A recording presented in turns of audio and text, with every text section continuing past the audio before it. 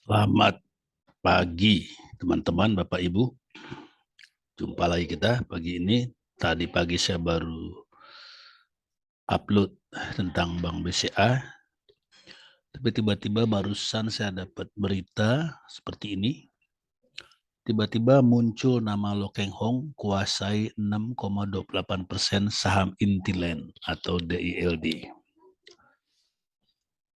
Saya selalu tertarik kalau Pak Lo Keng Hong masuk ke saham satu perusahaan.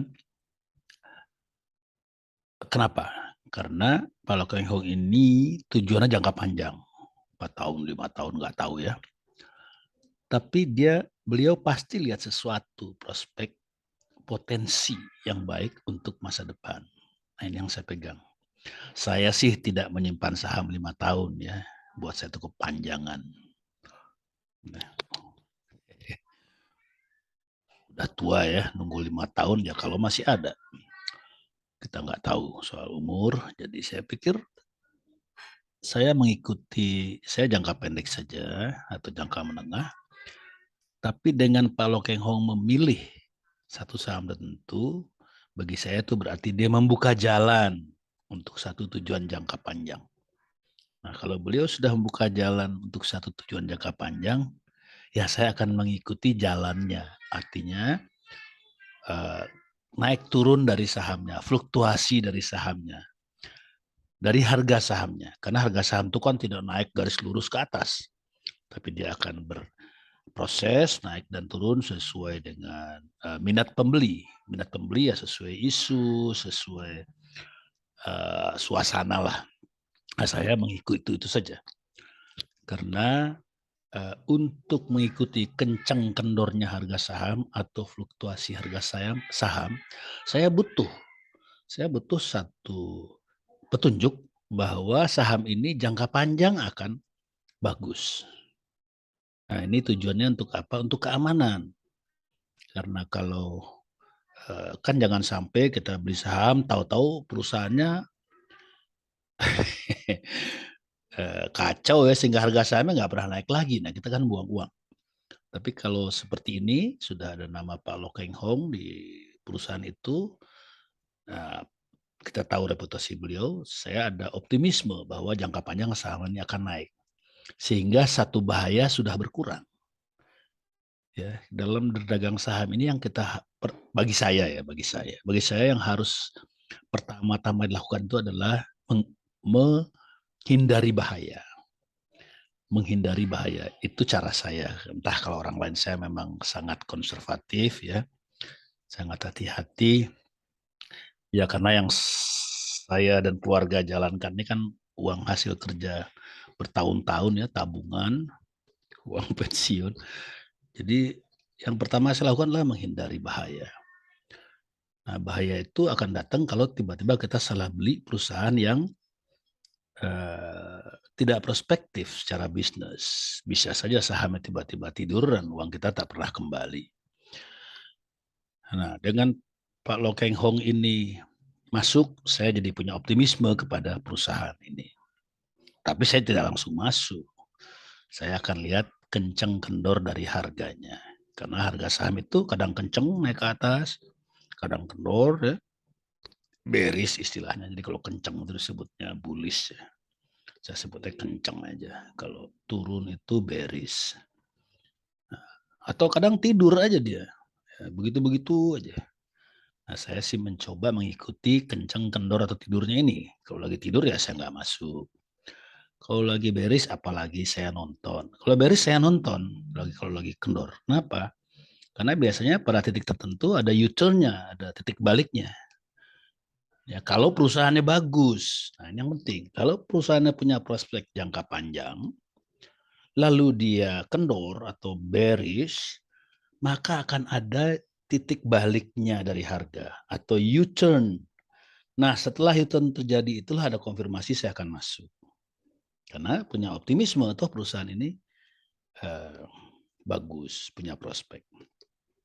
Dan biasanya pengalaman saya, kalau jatuhnya sudah terlalu jauh, biasanya ada drama, dibikin lebih jauh lagi jatuhnya. Nah, kalau kita bisa masuk pada titik itu, pada titik drama itu biasanya sesudah drama saham akan naik cepat. Karena drama itu kan memang diciptakan supaya ada kepanikan, lalu orang jualan, lalu ada yang beli, lalu naik lagi, lalu ambil untung. Begitu. Jadi saya sangat tertarik dengan saham-saham Pak Lo Keng Hong. Walaupun ada yang sedang tidur juga saya lihat. Ya. Nah ini DILD ini saya baru lihat. Jadi kita baca. Saya akan bahas laporan keuangannya untuk kurang lebih mencoba lihat Pak Lo Keng Hong ini lihat apanya dari situasi perusahaan ini. Jadi mari kita sama-sama lihat. Ya, ini Pak Lo Keng Hong sekarang kuasai 6,28% dari saham tersebut.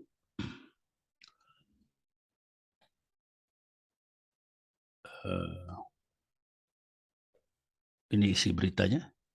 Investor legendaris Lo Keng Hong tercatat sebagai pemegang saham di atas 5%. Tadinya tuh 5%. Ya, lalu dari data kustodian per 12 Agustus Lo Keng Hong tercatat 6,28. Jadi baru saja ditambah 1,28%. Ya. Menarik. Sekali lagi saya tidak langsung beli. Saya menonton dulu. Saya hanya mencari suasana kencang, kendor, atau tidurnya.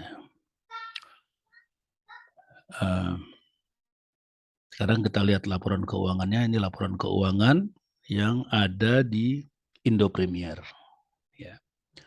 Premier Sekuritas.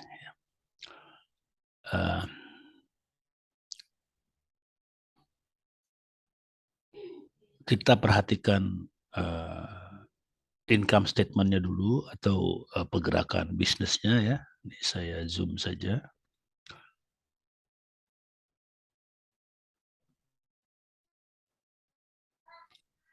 Ini dia. Ini tahun 2018 ya di sini. 18, 19, 2020, 2021, 2000 salah saya, sorry. Ini 2021 ya. Berarti ini 2020, 19, 18, 17, 16. Ini 16 ya. Jadi dari tahun 2016 sampai tahun 2021 ini. Yang paling kiri ini adalah kuartal pertama tahun ini. Dan yang nomor 2 ini adalah perkiraan untuk tahun ini. Baru perkiraan. Kita lihat dulu revenue-nya. Revenue-nya atau penjualannya ya. Penjualannya itu sebenarnya tidak bergerak banyak. Di 2,2 triliun, 2,2 triliun, 2,5 triliun, 2,7, 2,8 ya ada perbaikan. Di tahun lalu menurun 2,6.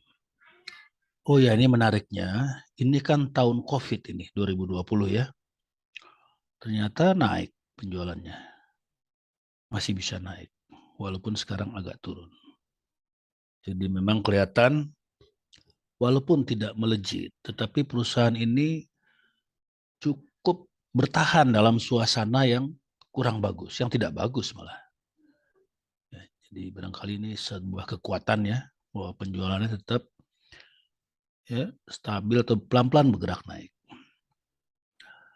Tapi tahun ini diperkirakan akan 2,2 turun. Tapi ini kan hanya angka perkiraan berdasarkan kuartal pertama, jadi belum menjadi patokan betul. Yang kita lihat kuartal pertama memang dia 562 miliar. Kemudian kita lihat operating profit-nya atau laba usahanya dari 404 ya, turun kurang lebih kembali pada 18. Ini mulai naik. Dia dari tahun ini 16 18. Di tahun 2019 naik lumayan ini. 200 miliar. Tahun 2020 naik lagi. Di tahun Covid laba usahanya bisa naik. Ini sudah 2 kali tahun 2017 ya. Di tahun lalu ya sedikit turun, tahun ini akan turun lagi. Jadi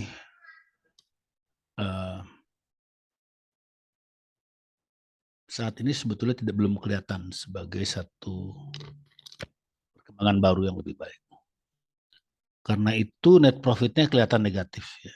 Tahun ini mungkin negatif, saat ini negatif kuartal pertama ya. Di tahun lalu itu turun dari 76 miliar ke 12 miliar.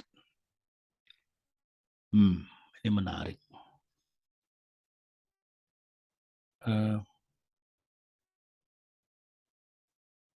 Menarik ya, karena laba usahanya 668 miliar, tapi net profitnya cuma 12 miliar. Nah, 650 miliarnya kemana? Rupanya utangnya cukup banyak, utangnya 400 miliar ya. Jadi kebanyakan laba usahanya habis untuk membayar bunga hutang. Ini bunga hutang ya, 400 miliar. Jadi laba usahanya sebagian besar habis untuk membayar bunga bank.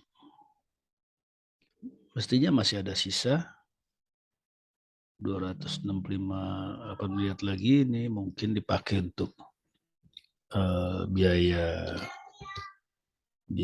kantor ya, biaya overhead. Oh bukan, overhead sudah dibayar di sini. Jadi ini dipakai untuk apa ini? Overhead sudah dibayar di operating profit. Jadi ada 260 miliar lagi yang dipakai untuk apa?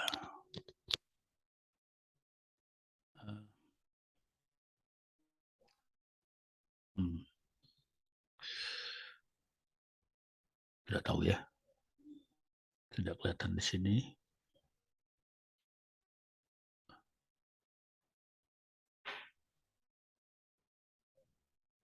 Ini biasa, ini kan dibayarnya interest, tax.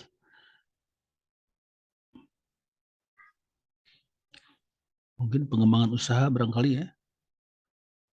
Saya tidak tahu. Oke.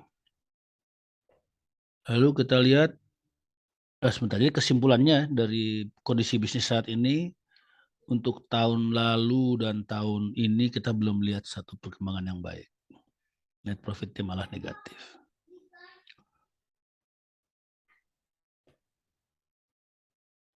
Sekarang kita lihat hutang. Nah, ini penting ya. Hutangnya itu jangka pendek 6,6 triliun, jangka panjang 4 triliun lah, jadi 10,6 triliun, equity-nya 5,6 triliun. Jadi memang hutangnya lebih banyak ketimbang modalnya. Hutangnya banyak perusahaan ini. Cash-nya ya ada ya, mereka punya cash.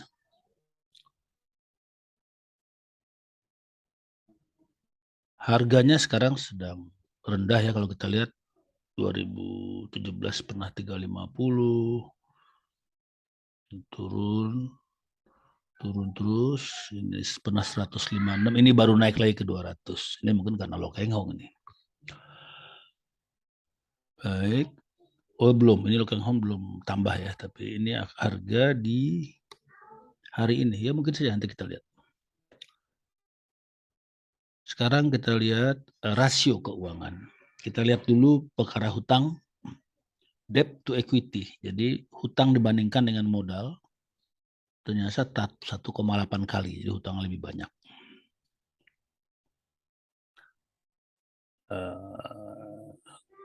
Kalau return on equity ya tentu negatif ya, masih negatif. Jadi perusahaan ini tidak dalam keadaan yang baik ya. Karena itu harganya murah. Ini kita lihat PBV-nya, price to book value 0,35 kali dari nilai buku.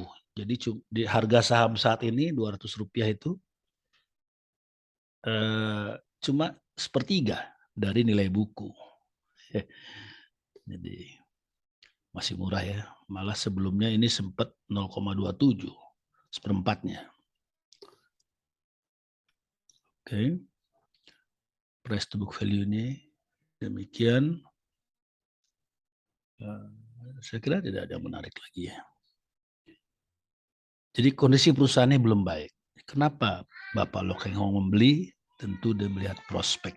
Memang dia suka yang murah. Bapak ini memang selalu cari yang barang PBV-nya murah kalau kita perhatikan. Ini sebabnya dia beli. Tapi dia melihat sesuatu harapan di masa depan.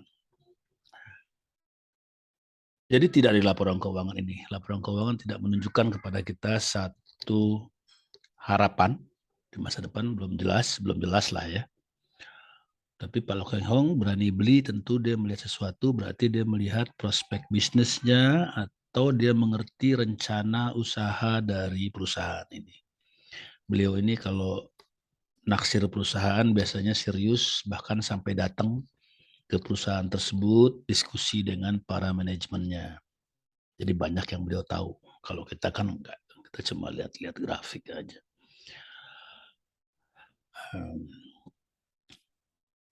Demikian.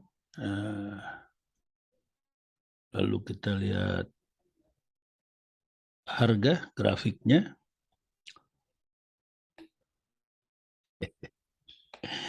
Nah ini 3 hari yang lalu terjadi lonjakan harga dari 150-an langsung ke 200-an. Nah ini gara-gara beliau menambah saham, pasarnya tahu, langsung naik. Jadi candle ini adalah candle karisma Lokeng Hong ya. Ini harga naik karena karisma dari Pak Lokeng Hong. Saya sih belum ikutan di sini, saya masih nonton. Karisma tentu ada batasnya juga. Ya, nanti kalau semangatnya udah semua orang sudah spending, budget sudah habis, nanti harga turun sendiri. Kapan saya nggak tahu. Volume besar ya. Volume besar. Nah ini yang menarik. Kemarin ya volume juga masih besar nih. Tapi harga tidak naik terlalu tinggi lagi. Dibandingkan ini ya. Jadi harga naik kira-kira mungkin 5% ya. 2 hari yang lalu ya. 2 hari yang lalu 5%. Oh hari ini belum. Jadi ini kemarin. Kemarin 5,8%. Tapi volumenya besar.